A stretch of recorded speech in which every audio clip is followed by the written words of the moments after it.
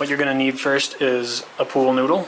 You just need one noodle per car, a nice short and sharp blade, some magnetic tape. Now I've got 4 feet long from Walmart. This is Scotch brand magnetic tape. It's about $5, maybe a little less.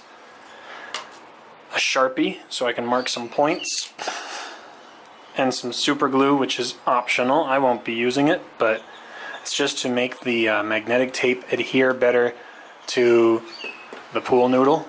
I didn't use it on the last pair that I made for my fiance's car, but you know, if it looks like it's peeling off, you might want to use it for you. So far, it hasn't been necessary.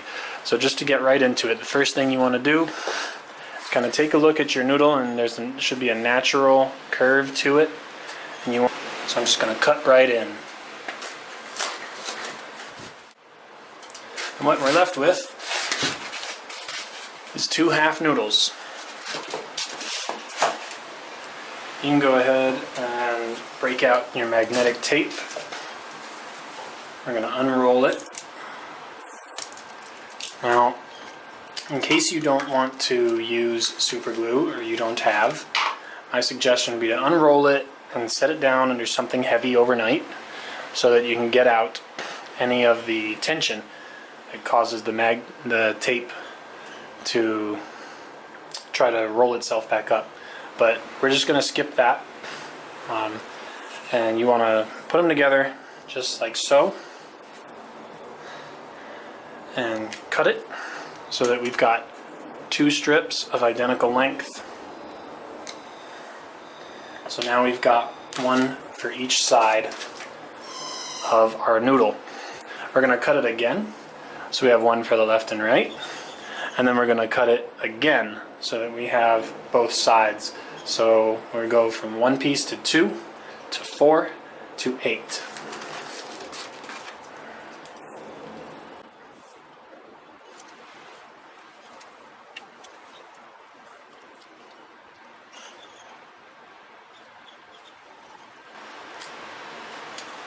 Alright, we've got 4 pieces for each half noodle.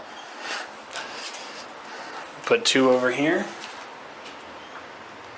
2 back here, and 2 each on the other side. I'm going to bring one end closer and you'll see what I'm going to do basically to each part of the noodle. Before we proceed, we're going to go outside and kind of take a look at our car to make sure we put it in the best possible position. So all you're going to need is half of one noodle and your Sharpie. We'll be right back.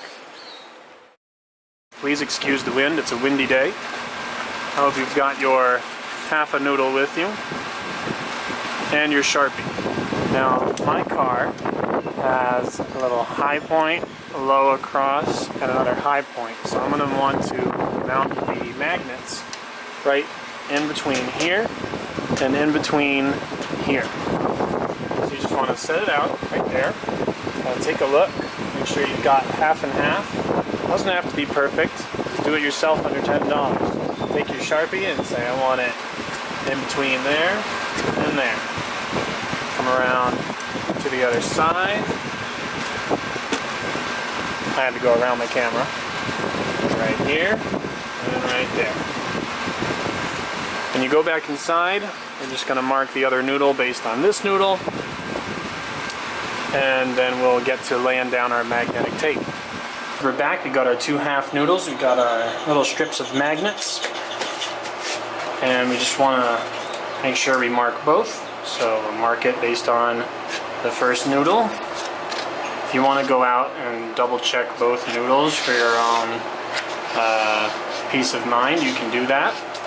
But I'm just taking the shortcut method to show you guys real quick how we do this. Flip it over, take a look here where the lines are, and this is where you're gonna strip off the back side of your magnetic tape and lay it down just like that. Push it down good. Make sure it adheres. If you see it coming up later on, you know, put some super glue on those tips. If you are going to do the super glue route, you might as well just start now.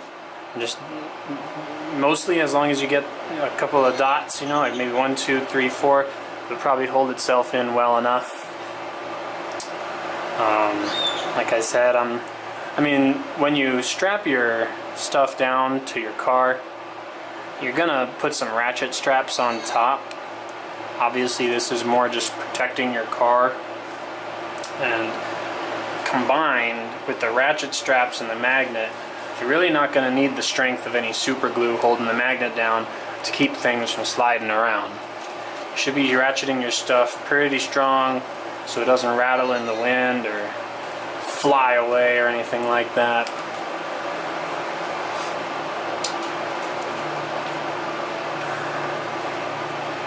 This is pretty much all there is to it.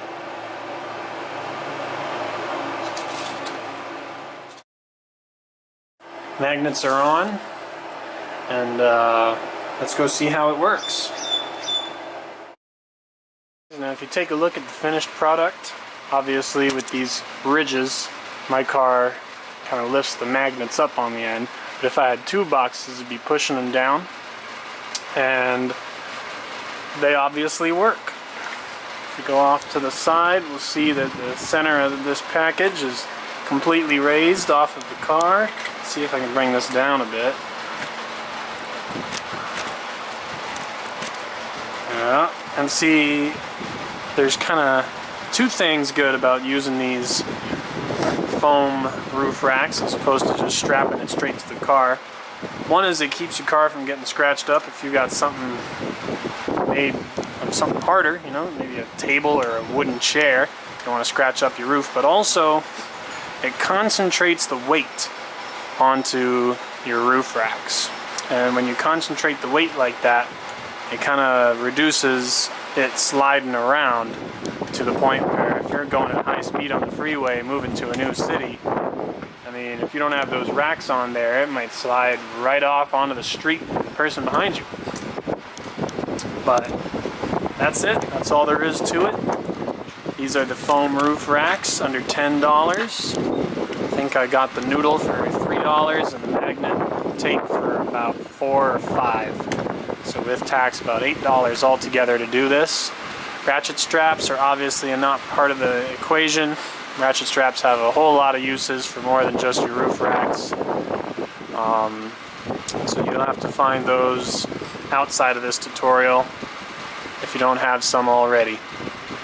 Anyway, if you found this video helpful at all, please like and subscribe and share it with someone you know who might be moving soon and need some roof racks, or even if you just want to have a little side business, flipping on Craigslist, you know, you buy some tables and chairs, you'll be able to strap it to the roof of your car and get it home, no matter how big it is. I've used roof racks like this in the past, even for a mattress and a box spring, so there's no limit, except for the limit of how much weight your car can take. Thanks, guys. Have a great day. Bye-bye.